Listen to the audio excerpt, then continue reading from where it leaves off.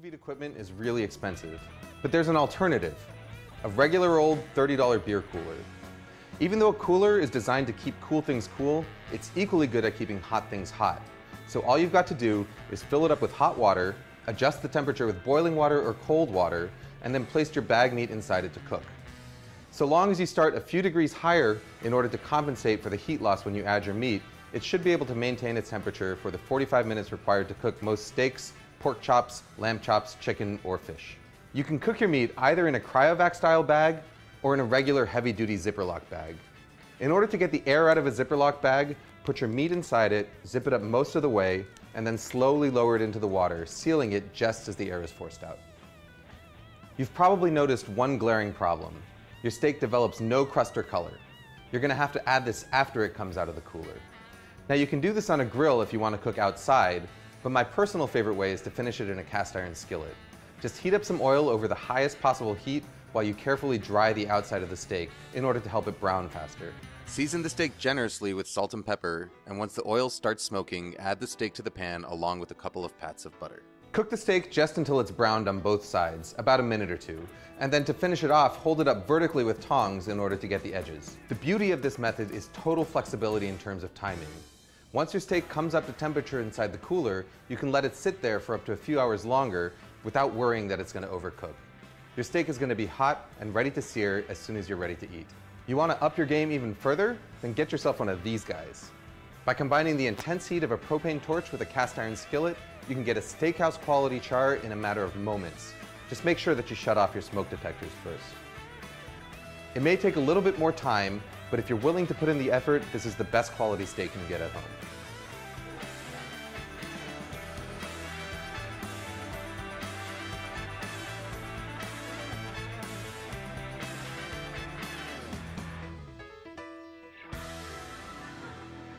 Float on top of the water in a greasy layer.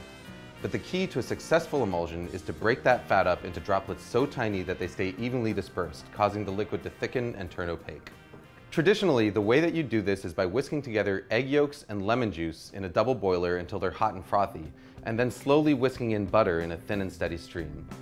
As you whisk, the butter breaks into minute droplets, while the egg yolk acts as an emulsifier, helping to keep those droplets evenly dispersed and thickening the sauce.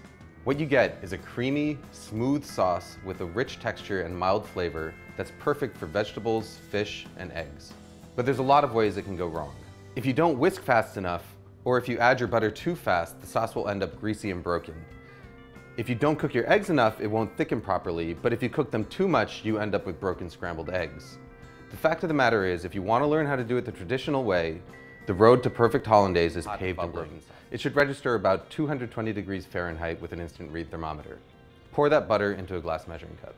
Now all we've got to do is stick the hand blender into the cup, start it running, and then slowly drizzle in our butter.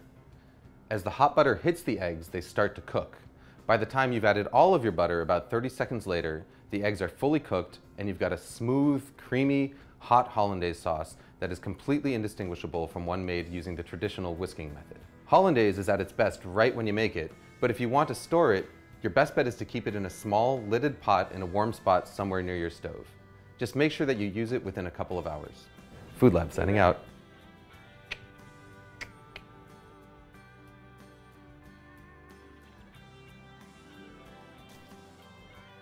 Courtyard area of the Little Olive Leaf Cafe in Willagee, enjoying one of their great coffees. Now the friendly and welcoming staff here, they have a variety of great fresh food, including delicious wraps, breakfast rolls, sandwiches, and some tasty salads. There's also some great looking muffins and cookies for those who have a bit of a sweeter taste.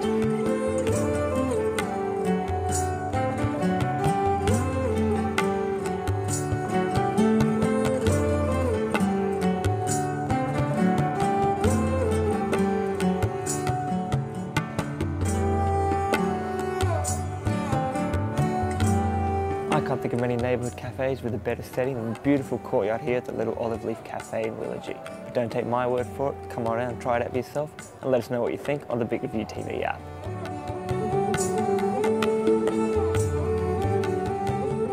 Very traditional of Mexico. Puebla, Oaxaca, and Tlaxcala are cities in Mexico that claim to be the origin of mole. Mexico being a large, something popular is the tacos and sopes.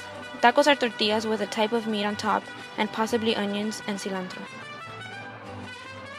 Sopes are a shaped tortilla that holds up a layer of black beans spread and a type of meat, cheese, and is topped with lettuce and sour cream.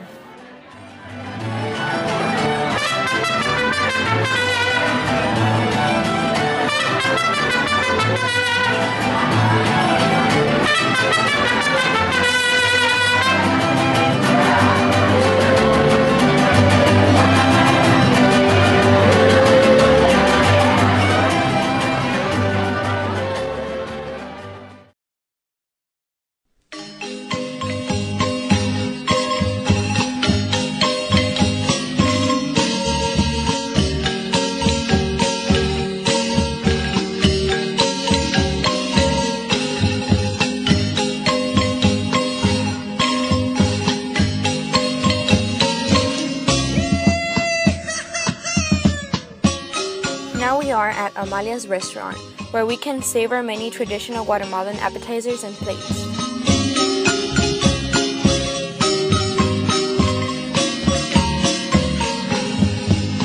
Taquitos dorados de pollo is chicken rolled up in a tortilla and deep fried.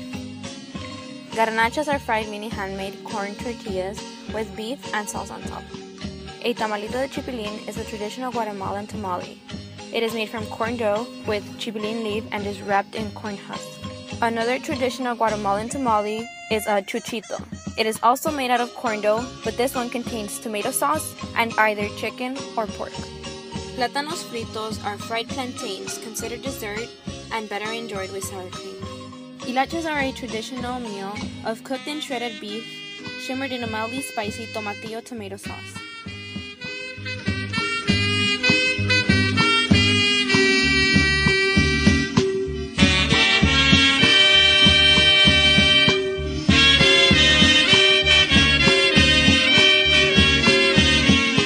Most of the food presented by Guatemala is accepted throughout all Central America.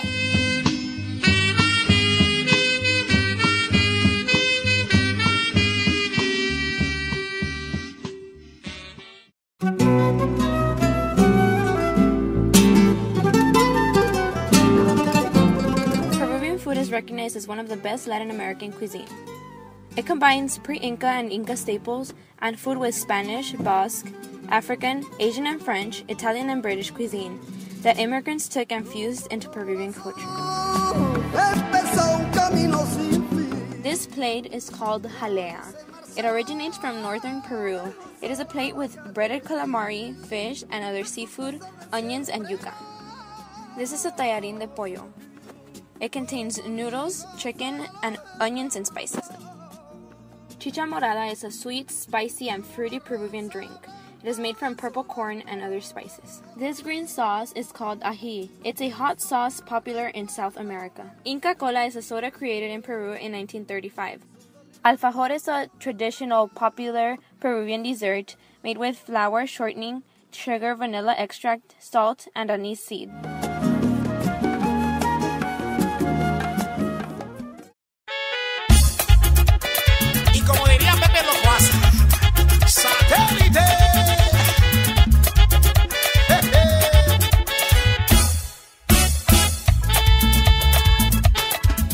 Baleadas are traditional in Honduras.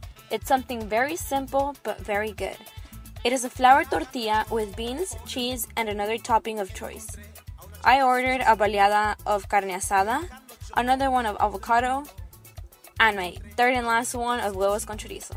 En el escenario yo estaba bailando, ella se acercó, entonces me dijo así.